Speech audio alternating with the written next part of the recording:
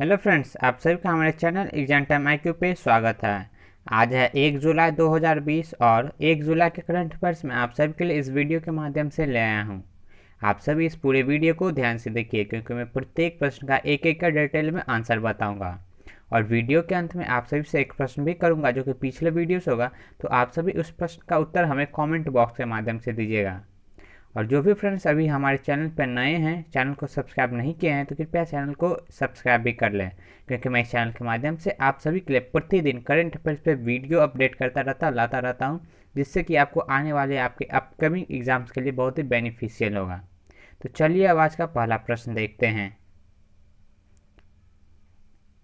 पहला प्रश्न है, संसदवाद का अंतर्राष्ट्रीय दिवस कब मनाया जाता है? इंटरनेशनल डे ऑफ पार्लियामेंटेरियन कब मनाया जाता है? तो 30 जून को संसदवाद का अंतर्राष्ट्रीय दिवस मनाया जाता है। यह दिवस मनाने की शुरुआत यूनाइटेड नेशन जनरल असेंबली संयुक्त राष्ट्र महासभा के द्वारा 2018 में किया गया था। 2018 से संसदवाद का अंतर्राष्ट्रीय दिवस मनाया जा रहा है। और क्यों मनाते हैं हम सभी से इस दिवस को?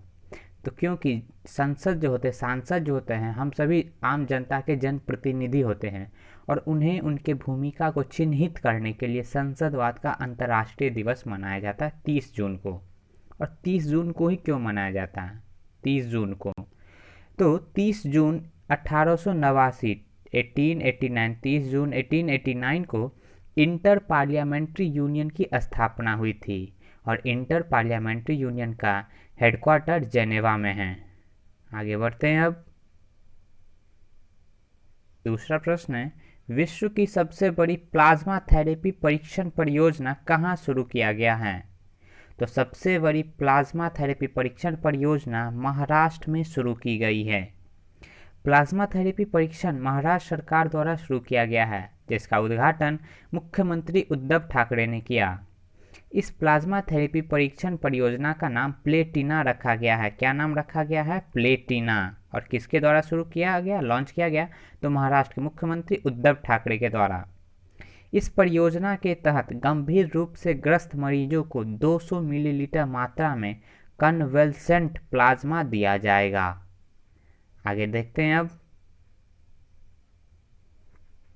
दूसरा प्रश्न है, मिट्टी जांच के लिए मोबाइल सॉइल टेस्टिंग लैब्स किसने लॉन्च किया है? कौन सा है? Mobile soil testing labs NFL के द्वारा लॉन्च किया गया है, नेशनल फर्टिलाइजर्स लिमिटेड। NFL ने 5 mobile soil testing lab launch किए हैं जो किसानों के घर घर जाकर फ्री में मिट्टी के नमूनों की जांच करेगी, मिट्टी के सैंपल्स लेगी और उसकी जांच करेगी फ्री ऑफ कॉस्ट। और किसने शुरू किया है? National fertilizers limited. NFL का हेडक्वार्टर नोएडा में है और NFL के अभी चेयरमैन और मैनेजिंग डायरेक्टर हैं वीरेंद्र नाथ दत्त। अगला प्रश्न देखते हैं अब।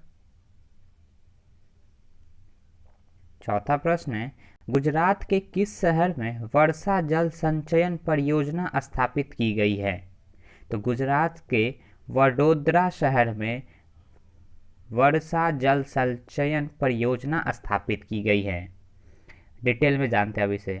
वडोदरा जिले के 1000 सरकारी स्कूलों में वर्षा जल संचयन परियोजना स्थापित किया गया है और इस तरीके की परियोजना स्थापित करने वाला वडोदरा देश का पहला शहर बन गया है। यह परियोजना को शुरू करने में कुल खर्च आई है 6 करोड़ रुपए की और इसका उद्घाटन गुजरात के मुख्यमंत्री विजय रूपानी ने किया और गुजरात के अभी राज्यपाल हैं आचार्य देवव्रत। आगे बढ़ते हैं अब। पांचवा प्रश्न है अब, भारत में पहला लिचेन पार्क कहाँ विकसित किया गया है? लिचेन पार्क, कवक पार्क। तो उत्तराखंड राज्य में भारत का पहला लिचेन पार्क विकसित किया गया, डेवलप किया गया है। उत्तराखंड के पिथौरागढ़ जिले के मुनस्यारी गांव में भारत का पहला कवक पार्क लिचेन पार्क विकसित किया गया है। यह लिचेन पार्क 1.5 एकड़ भूमि में फैला हुआ है। कितने में? 1.5 एकड़ भूमि में फैला हुआ है।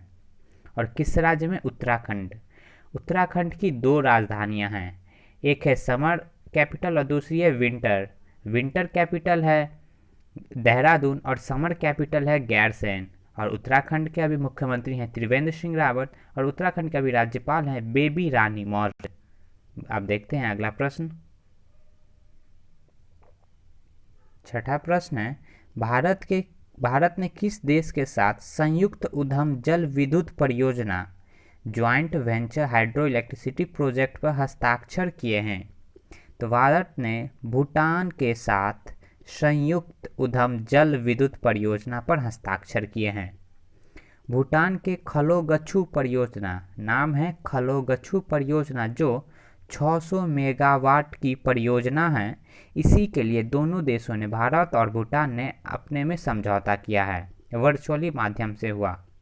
यह परियोजना 2025 तक पूरी कर ली जाएगी। 2025 के पहले छमाही तक इसे पूरी कर लिया जाएगा।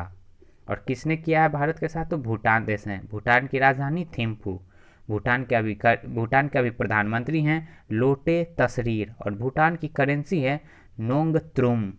बढ़ते हैं आगे। अब 7वां प्रश्न है, अब प्रसिद्ध उपन्यासकार गीता नागभूषण का निधन हो गया। वे किस भाषा की उपन्यासकार थी, नॉवेलिस्ट थी? तो गीता नागभूषण कन्नड़ भाषा में नॉवेल लिखती थी, उपन्यास लिखती थी।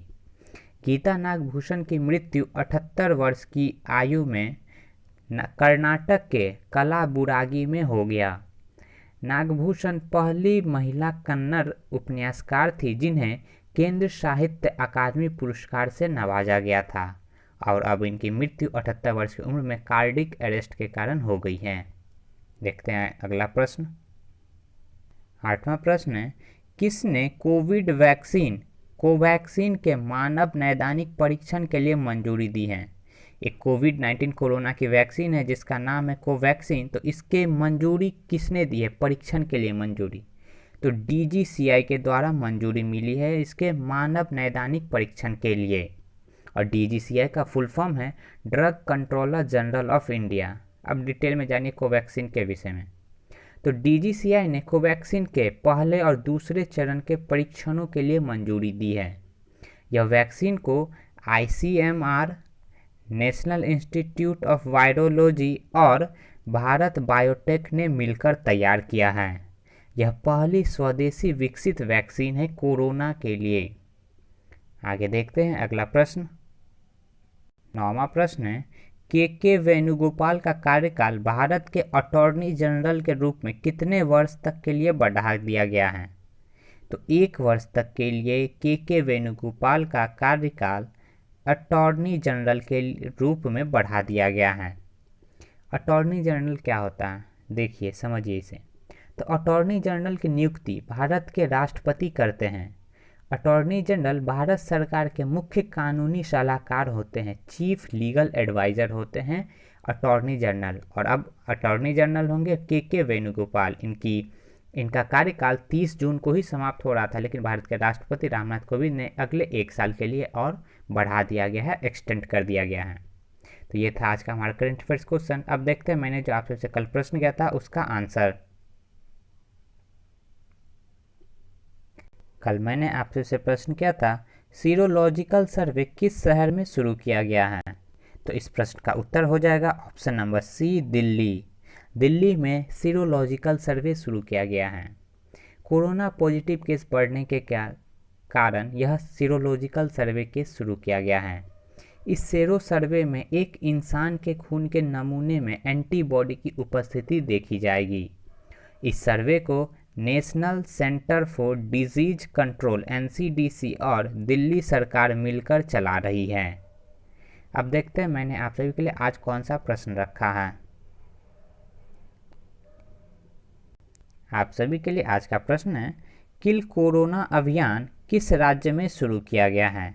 कल मैंने आप सभी के लिए प्रश्न कवर किया था और आज मैं आप सभी से यह प्रश्न पूछ रहा हूँ। आप सभी इस प्रश्न का उत्तर हमें कमेंट बॉक्स के माध्यम से दीजिएगा।